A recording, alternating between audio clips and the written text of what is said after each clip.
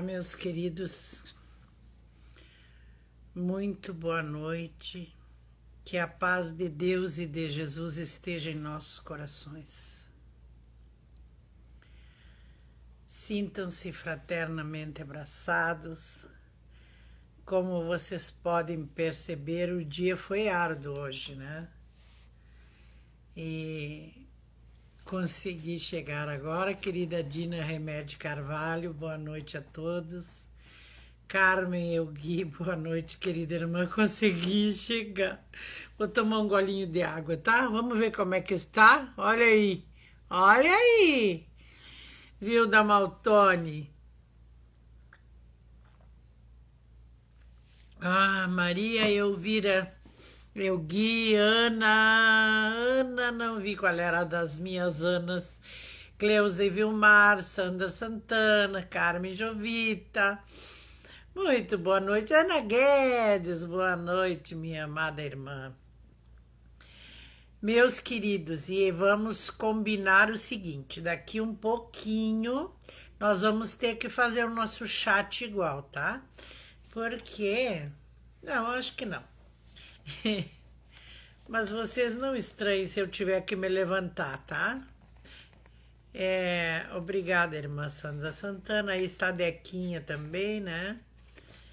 Hoje eu tive que levar, graças a Deus, consegui levar a minha mãe para trocar o balonete, né,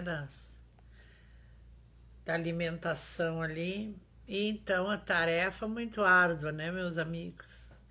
Graças à querida filha que foi comigo, que eu não tenho mais condições de andar sozinha com ela, né? E aí chegamos a pouco, né, meus amigos? E vou ter que deixar vocês aqui um pouquinho. Vocês interajam aí com os irmãos para mim, tá, Sandra? Aí, gente, só um minuto.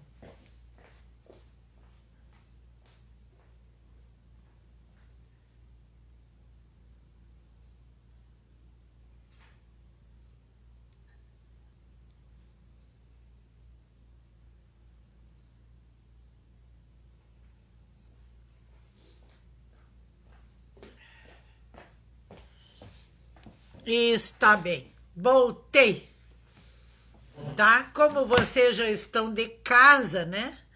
Eu posso contar com o auxílio, né, meus amados? Aí está Zandar Ferreira Morel, muito boa noite, irmã. Michele de Bagé, a Zandara de Livramento, a Maria Judite Melo Menezes de Curitiba, no Paraná, nossa colega do grupo de estudos, né? Dizendo que Deus abençoe e ilumine a todos. Muito bem, então. Está tudo bem, mas creio que antes da oração vou ter que ir ali desligar o nosso alimento lá, tá? Porque ela ficou o dia todo sem se alimentar hoje, desde as 6 da manhã. Era necessário, né? O Anderson Góes, muito boa noite, Anderson. Seja muito bem-vindo. A família aí chegando do Anderson, ali do Partenon, em Porto Alegre, né? Ele e a sua esposa, Nuriel, né? Muito obrigada por suas companhias. Sintam-se fraternamente abraçados. Sejam muito bem-vindos. Querida Lindaura Mansur, minha vizinha, apenas uma quadra aqui do bairro Niterói, em Canoas, onde vos abençoe, saúdo, meus amados, que Deus nos abençoe, tá? Um bom estudo esta noite, minha querida Júlia Gomes Pereira, muita saudade. E vai estar Nuriela, ó. Seja bem-vinda, Nuriela. Então vamos iniciar, meus irmãos. Eu não sei, eu tô entre a cruz e a espada, né? Mas como ela ficou o dia todo sem se alimentar, não posso deixar, né, meus amores? E vocês todos aí são de casa, né? O Anderson e a Nuriel, que a recém estão chegando novos aí, mas com certeza ficarão conosco, porque todo mundo que chega permanece, né, queridos?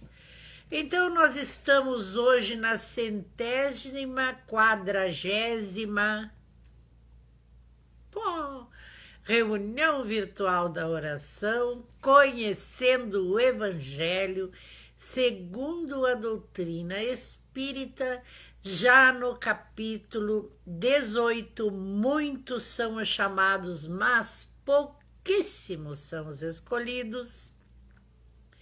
Já chegando no final do capítulo, hoje então na instrução dos Espíritos que nos fala que será dado àquele que tem. Mais ou menos pelo último que lemos, o último item, né? Já temos uma noção de que se refere. Agradecidos ao Mestre amado Jesus por a oportunidade que nos concede mais uma vez. E louvando o nosso Pai, porque chegamos. O nosso dia tão abençoado de hoje, de tantas conquistas e oportunidades. Desejamos neste momento contar com a companhia dos nobres mensageiros amigos da grande caravana de Duque de Caxias, os médicos, enfermeiros de Bezerra de Menezes e espíritos benfeitores de luz que nos assistem, desejando bem compreendermos as mensagens do Divino Mestre Jesus, codificados por Allan Kardec através dos Espíritos de Verdade. Que eles nos auxiliem para a boa compreensão da palavra e que possamos pô-la em prática em favor do nosso semelhante e para a nossa própria evolução. Que assim seja.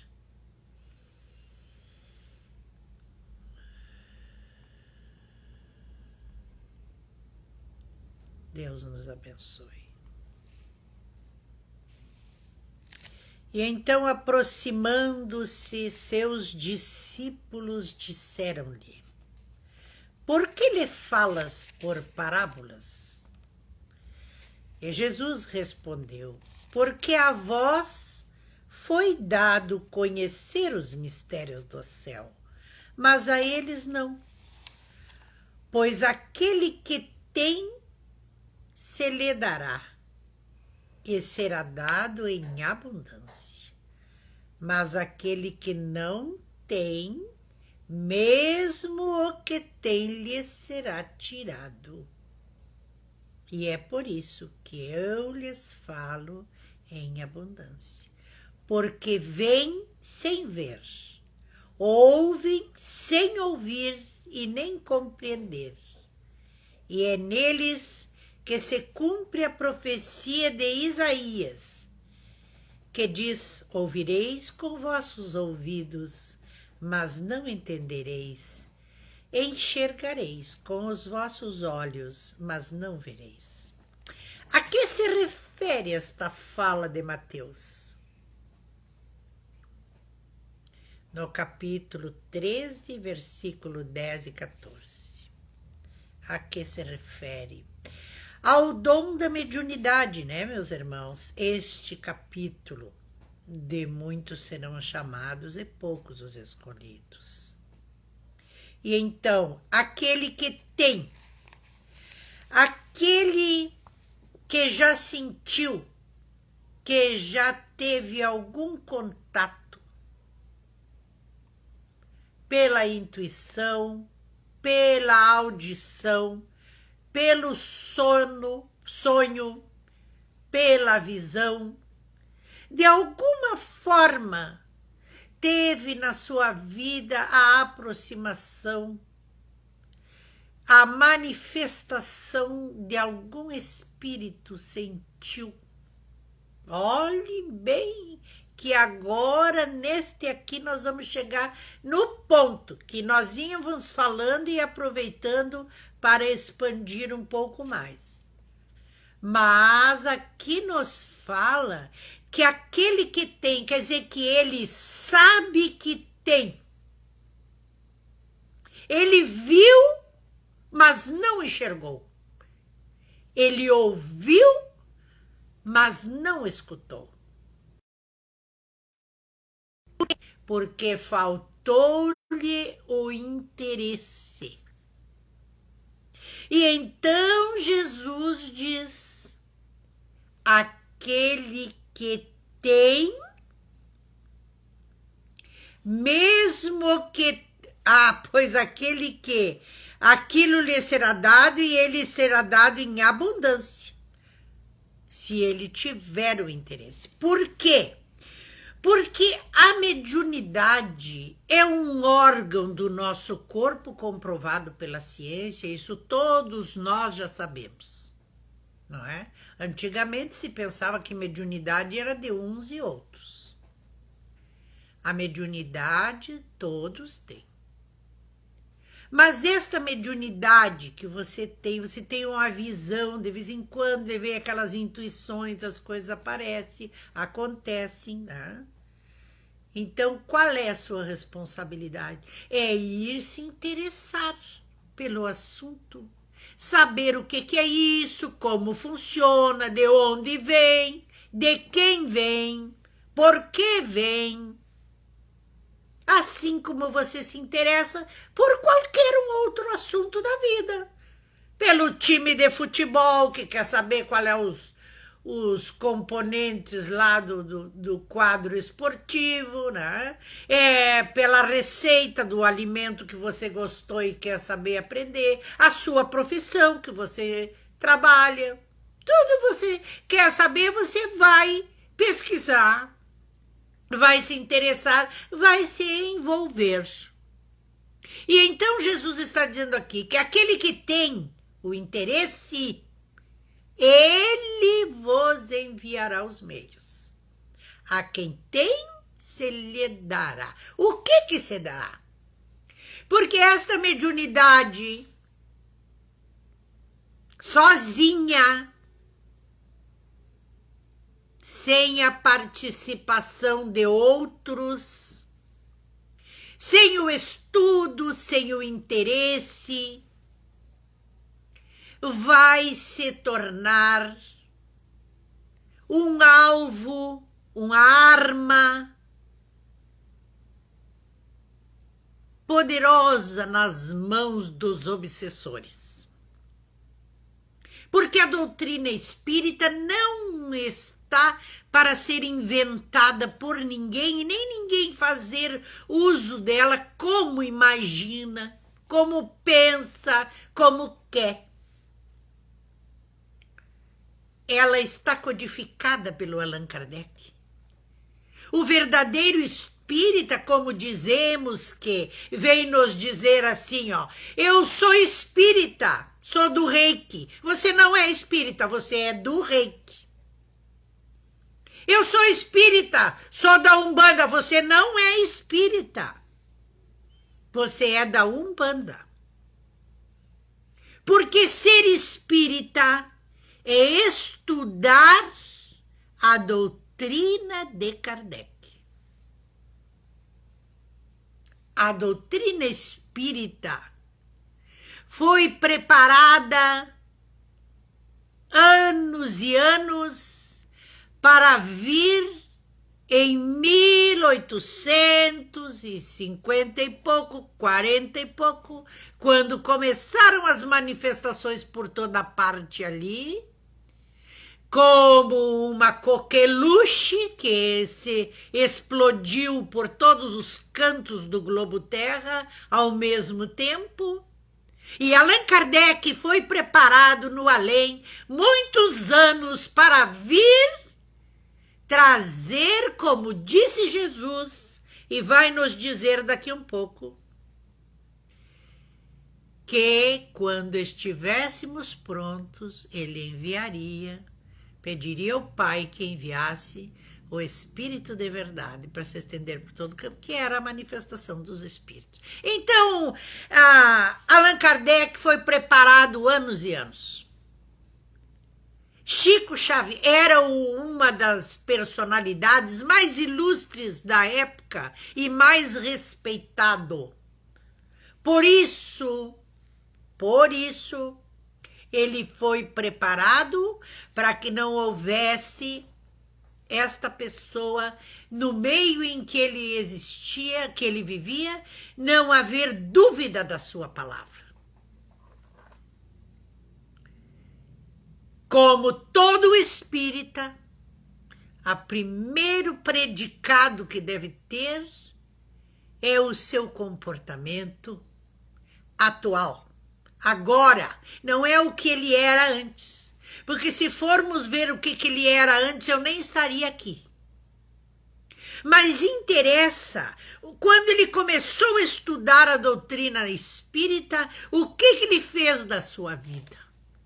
Porque aquela religião que não lhe mudar os conceitos e os hábitos, que não lhe transformar numa pessoa melhor, mais caridosa, mais paciente, compreensiva, bororó, bororó, bororó, podar seus vícios, seus defeitos, tá? Então, esta doutrina não valeria de nada. E aqui ele está dizendo assim, ó, porque ouvem e não compreendem, enxergam e não veem. Porque se ele tiver o interesse e ele for estudar, pesquisar, praticar, se doar e buscar a cada dia mais este conceito da renovação, da grande mudança, da grande transformação, não da vida dos outros, a transformação de si mesmo, né? Se ele buscar isto aí, esta mediunidade, esta visão que ele tinha de vez em quando, que o assustava até muitas das vezes, já vai começar a mudar automaticamente. Já vai ter a visão mais clara. Quando vier a visão, vai compreender mais adiante o que aquela visão quer dizer. Vai compreender que aquela visão que ele tem esse dom de ver, né? Não é para que ele saia bradando aos quatro ventos sobre a vida do Pedro e do João, mas que é sim, e nem dizer para ninguém que vai te acontecer isso, que vai te acontecer aquilo, que não é para te estar adivinhando a vida dos outros, porque espíritos de luz não adivinham a vida de ninguém. Aonde você for e os espíritos começarem a se manifestar e a dizer que lhe tiram isso e tiram aquilo, né? E que vai lhe acontecer isso e que vai lhe acontecer aquilo, ali não há espíritos de luz, e sim espíritos obsessores.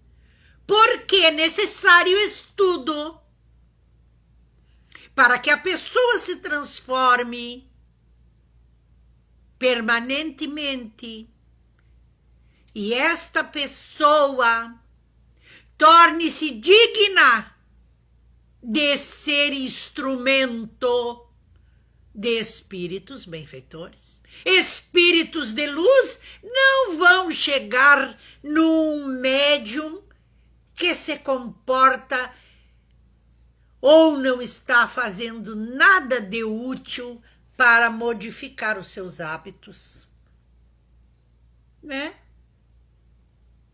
Então, se eu tiver o interesse, colocar o meu empenho, esta mediunidade vai melhorando.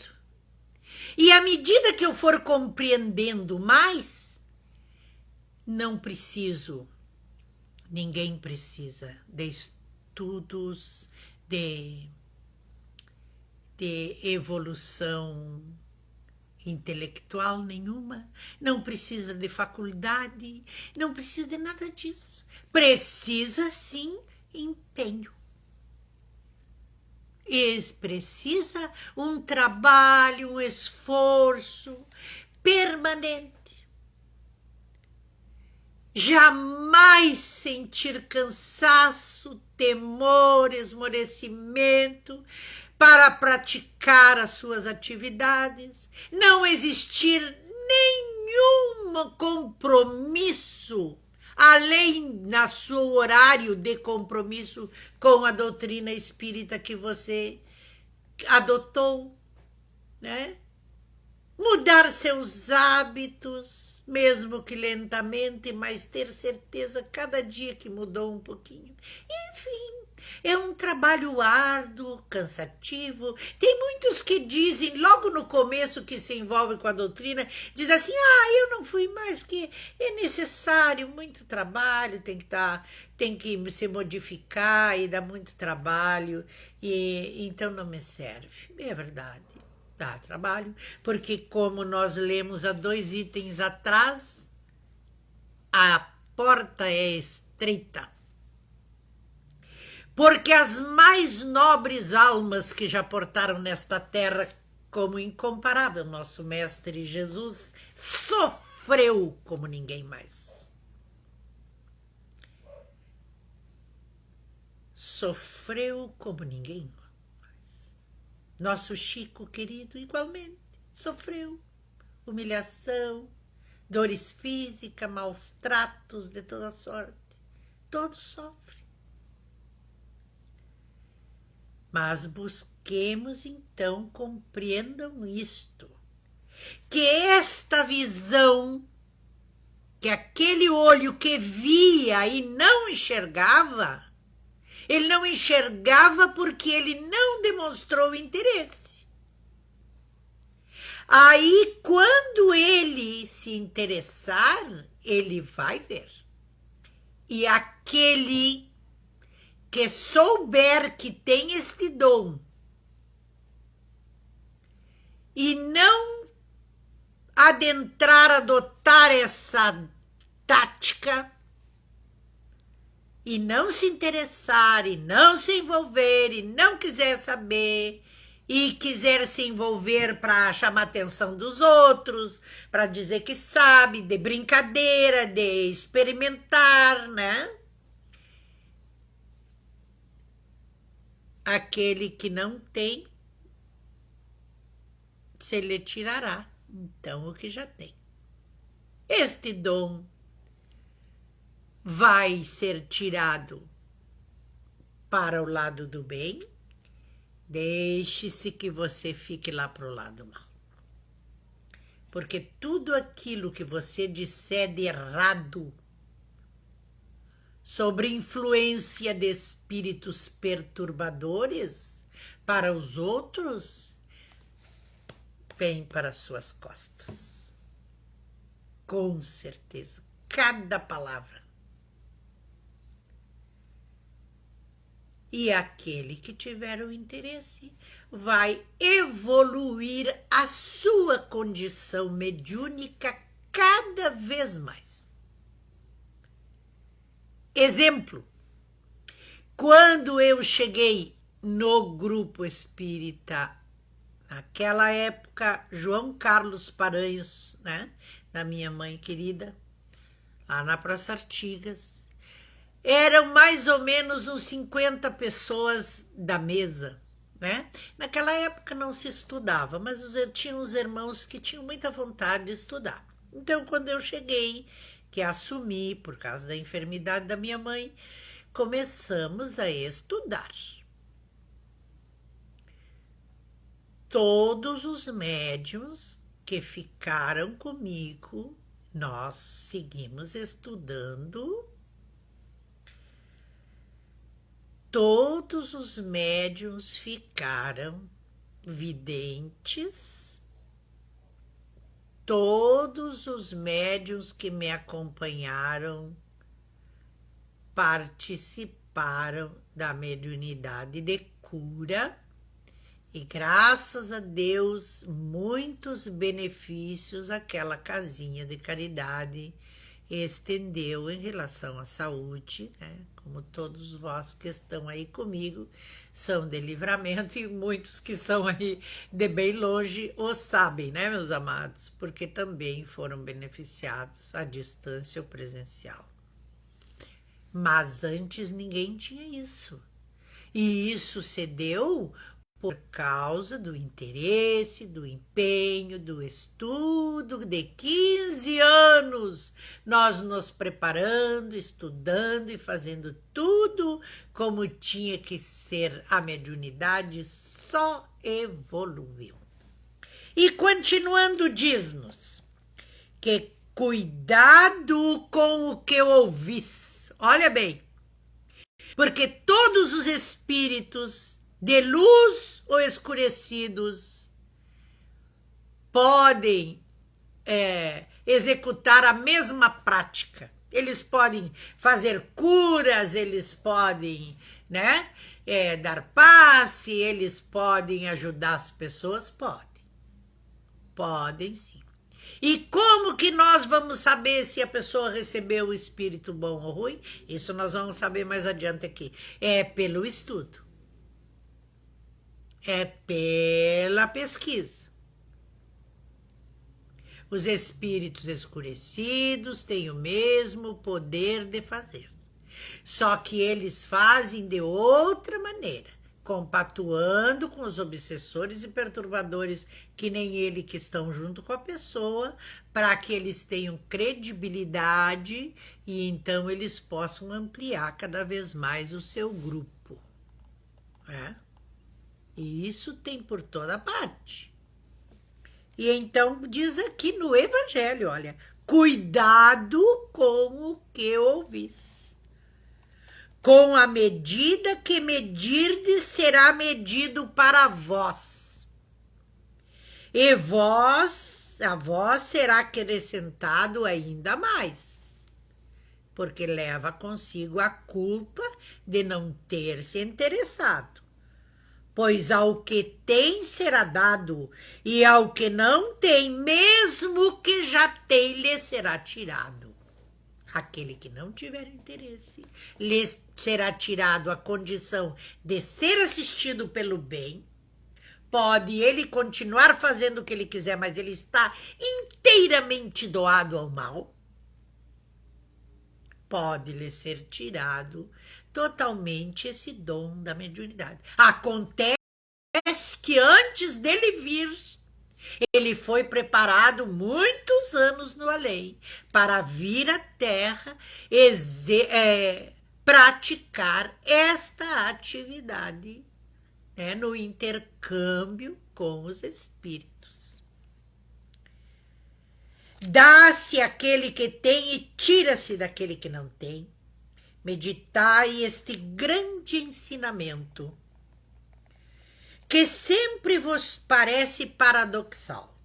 Aquele que recebeu é aquele que possui o sentido da palavra divina. Ele a recebeu porque tentou tornar-se digno dela lá, quando fez o compromisso, lá em cima. Fez o compromisso. As suas dívidas do passado eram tão grandes que ele recebeu e ia vir para a Terra com deficiências físicas, sem a visão, sem paraplegia, enfim. Então ele fez, disseram a ele, tu vais reencarnar com essa e essa deficiência, e ele se apavorou diante da provação, porque os males que ele devia eram muito grandes. Aí então lhe foi concedido que ele viesse buscar a sua evolução própria, contribuir com a evolução de todos aqueles que o cercam e com tantos anos, com 20 anos, 30 anos, iria se encontrar com um grupo espírita e lá naquela casinha iria praticar a sua mediunidade, estudar e se preparar para servir a caridade, porque no grupo espírita beneficia-se os irmãos encarnados e os irmãos desencarnados. E ele fez este compromisso. E muitas das vezes, vocês prestem bem atenção no que eu vou dizer agora, Muitas das vezes, aquela pessoa, quando tinha 15 anos, foi chamado para conhecer uma casa espírita de alguma maneira, foi lá. Outro, quando tinha 18, um vizinho se curou. Quando tinha não sei o que, aconteceu outro detalhe importante o chamando.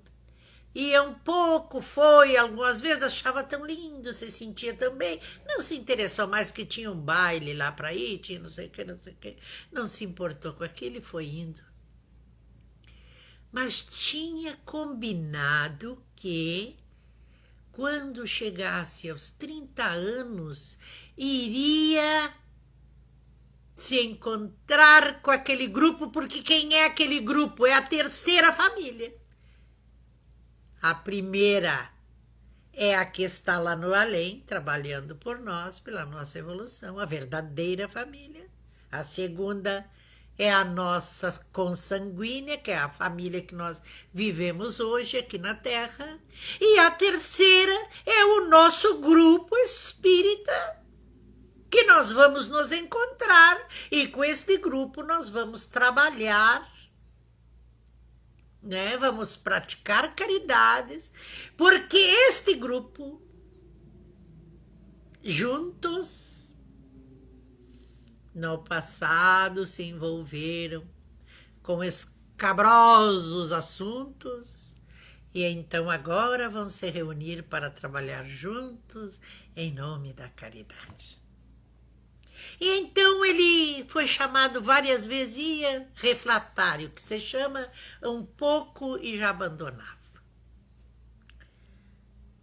Aí, um dia ele vai passear, bem belo, né? Aproveitando a vida, sofre um acidente, fica paraplégico totalmente, com problemas, sequelas graves.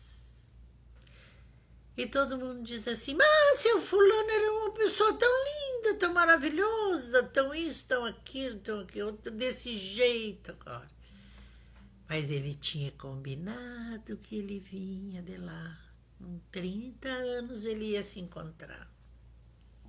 E não cumpriu, né? Então, quem não tem, também se lhe tirará o que ainda tem. Ele a recebeu porque tentou tornar-se digno quando fez o compromisso. E porque o Senhor, em seu amor misericordioso, encoraja os esforços que tendem ao bem. Se interessou, Deus o concede, e se encoraja, ele concede todas as oportunidades, a preparação, o estudo, o preparo lá, anos e anos de preparo, né? Se estes esforços forem regulares, perseverantes, atraem as graças do Senhor. É um imã que chama para si as melhoras do progresso, as graças abundantes que vos tornam fortes para escalar a montanha santa, em cujo topo está o repouso depois do trabalho, porque esta tarefa árdua, cansativa, é de bênçãos renovadoras e de uma felicidade ímpar. Tira-se daquele que nada tem, o desinteresse, ou que tem pouco. Tomai isso como um contraponto simbólico àquela primeira fala lá. Deus não tira de suas criaturas o bem que lhe consentiu fazer. Homens cegos e surdos, abri vossas inteligências e vossos corações. Vede através do vosso espírito. Veja mais além. ouvis através da vossa alma. Não interpreteis de maneira grosseira e injusta as palavras daquele que fez resplandecer diante dos vossos olhos a justiça do Senhor. Não é Deus quem tira aquele que tinha recebido pouco, mas o próprio Espírito, que pródigo, descuidado, não sabe conservar o que tem. E quem não cuida o que tem, a pedir vem, né, meus irmãos? Sofre as consequências. E aumentar, fecundando-lo, o óvulo que fora derramado no seu coração. Aquele que não cultiva o campo que o trabalho do Pai lhe proporcionou, o qual herdará e vê o campo cobrir-se de ervas daninhas. É seu Pai quem lhe toma de volta as colheitas que ele não quis preparar. Se ele deixou os grãos que eram destinados a produzir no campo apodrecerem por falta de cuidado, devem acusar o seu pai por ele não produzir nada? Não. Em vez de acusar o pai que preparou tudo para ele, de tomar de volta os seus dons, que acuse o verdadeiro autor de suas misérias e então, arrependido e ativo, ponha-se a trabalhar com coragem.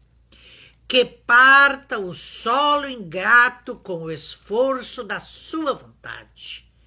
Que lavre a fundo com o apoio do arrependimento e da esperança. Que semeie com confiança o grão que tiver achado bom entre os ruins, e que o regue com seu amor e sua caridade. E Deus, o Deus do amor e da caridade, dará àquele que já recebeu, e então ele virá seus esforços coroados de sucesso, e verá um grão produzir 100, outro 1000. Coragem, trabalhadores, tomai o vosso rastelo e vossas charruas, trabalhai os vossos corações, arrancai dele o joio que semeia o bom grão que o Senhor confiou a vós. E então o orvalho do amor o fará render frutos da caridade. Um espírito amigo em Bordeaux, 1862, ditou a Kardec. Que assim seja. Meus amados irmãos. E o último item deste capítulo, nós iremos fazer na próxima segunda-feira, se Deus quiser, que aí nos mostrará: reconhece-se o cristão por suas obras. Que aí vamos nos perguntar, mas como que nós vamos conhecer estes que são do bem ou não são do bem? Como nós vamos saber se naquela casa espírita, se aquele médium recebe bons espíritos e comunicações elevadas? Como vamos conhecer então, já que os espíritos perturbadores também atuam da mesma forma que os espíritos de luz, aparentemente, né? Que o prejuízo será imenso, mas aparentemente da mesma forma, inicialmente, né? Como vamos conhecer então é sério e que é um verdadeiro cristão. Como que nós vamos definir os cristãos? Estão lá na igreja. Tem que ser católico, tem que ser espírita, tem que ser protestante, tem que ser da Umbanda. Como nós vamos saber quais são as qualidades desse bom cristão? É o que nós vamos ver no próximo encontro da reunião virtual da oração. Sintam-se fraternamente abraçados, meus amados. E vamos fazer a nossa oração, porque eu e o grupinho que está aí temos ainda uns atendimentos para fazer, né? E eu acho que o alimento ali vai me esperar um pouquinho mais. Muito obrigado, meus amados, também pelo atraso que viu hoje, que não é habitual, né? E vocês esperaram que esta mensagem possa levar muita luz a todos os corações. E que vamos despertar cada vez mais, meus amados, para aquele fato importantíssimo da nossa jornada. Não desperdicemos o tempo. André Luiz nos diz que 1 segundo desperdiçado na Terra vale muitos anos de sofrimento no além. Que assim seja.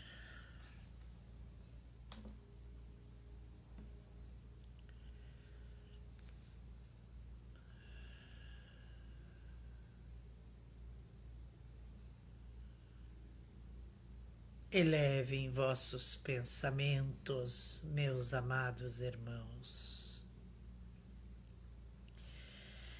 Que a paz de Deus e de Jesus neste momento adentre vossos lares.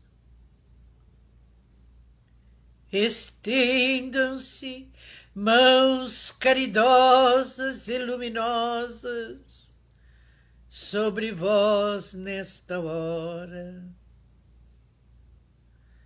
Receba energia salutar de luz que tonifique vosso corpo físico, medicando vossas chagas, cicatrizando, dissipando deparamentos, infecções, febre, tosse, dores agulhantes, agitantes, cansaço, esmorecimento, tristezas, meus filhos, angústias, insônia, falta de apetite, memória cansada.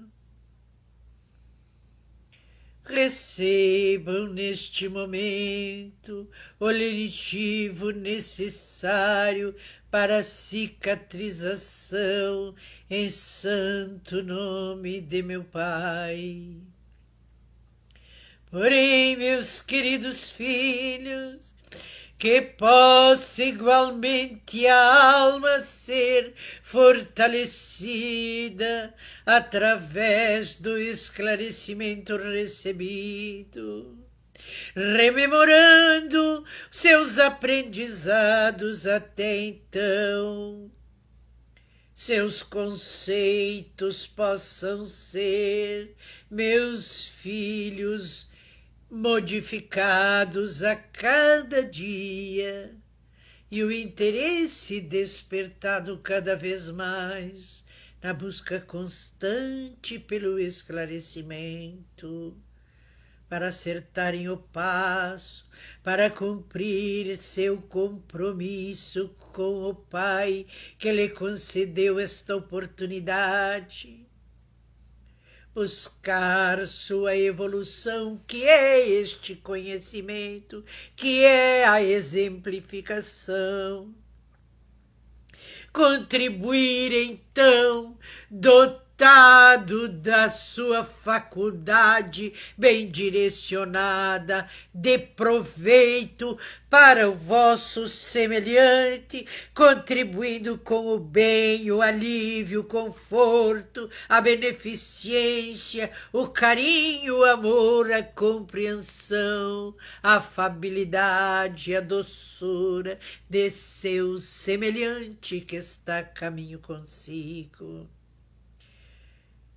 E assim, então, meus queridos e amados irmãos, esta evolução faculta com toda certeza o alívio e a cicatrização das jagas da alma, qual veio sobrecarregada para a terra em busca da libertação de si mesmo. Aproveitai vosso tempo precioso para o vosso próprio aprimoramento. Compreenda o respeito por este Pai amado e soberano Senhor do céu e da terra, de todo poder, de toda grandeza, e este Mestre incansável, luz bendita que ilumina o caminho, que deu a vida por todos nós, mostrando-nos como ser servir verdadeiro, com seu amor, sua devoção, sua tarefa a ser cumprida conforme os desígnios de nosso Pai, para o bem desta humanidade. Possamos, irmãos amados, reverenciar permanentemente este amor incondicional que nos foi entregue. Que tenham um abençoado sono fortalecedor, meus filhos. Que esta verdade se estenda, acompanhado das vossas atitudes no dia de amanhã, exemplificando para os vossos familiares, para todas as pessoas que vos cercam, no fino trato, na elevação das atitudes, na proximidade e companhia de nobres espíritos que a serviço do Pai, que vos acompanhe na jornada, em todas as suas atividades. Que Deus seja louvado hoje e sempre, e que todo este ensinamento que já está gravado em cada consciência possa despertar-se no novo amanhã, uma nova jornada, novos objetivos, aproveitamento do tempo, cuidado com seus bem-amados, direcionamento das vossas vidas e de todos eles através da sua exemplificação. Deus seja louvado hoje e sempre, que sua paz se estenda por toda a terra, despertando nos homens de boa vontade a luz da esperança e a aceitação do grande chamamento rumo à verdadeira felicidade. Deus nos abençoe, que assim seja.